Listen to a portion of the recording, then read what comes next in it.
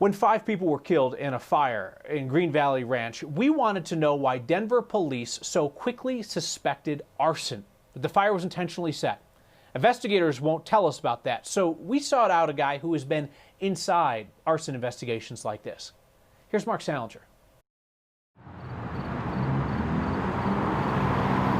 There's nothing at this intersection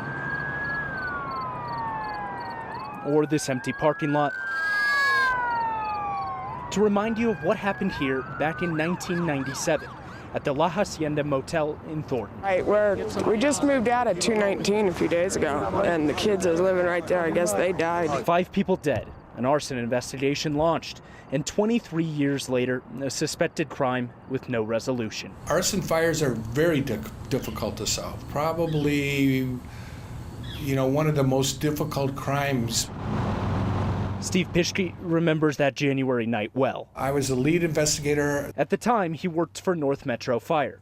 He'd spend a long time looking into who and what started the fire. Many years. But the challenges of solving an arson investigation would ultimately prove too great, even for a team of state and federal investigators from around the country. You're pretty sure that you know that this wasn't accidental, but you just can't bring enough of that information together.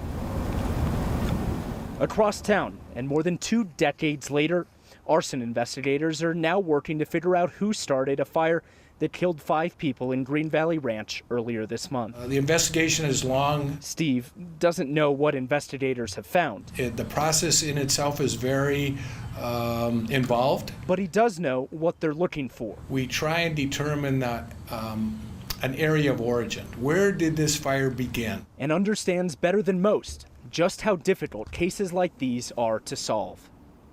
And as for the latest into that investigation in Green Valley Ranch, Denver police are being very tight-lipped. They haven't said if they have a suspect or Kyle really released any new information. All right. Mark, any parallels that we know of between the 97 investigation and the Green Valley Ranch investigation?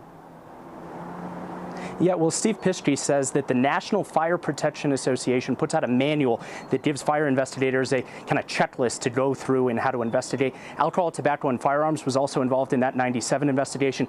They have representatives here as well for this new investigation. Mark Salinger reporting. Thank you, Mark.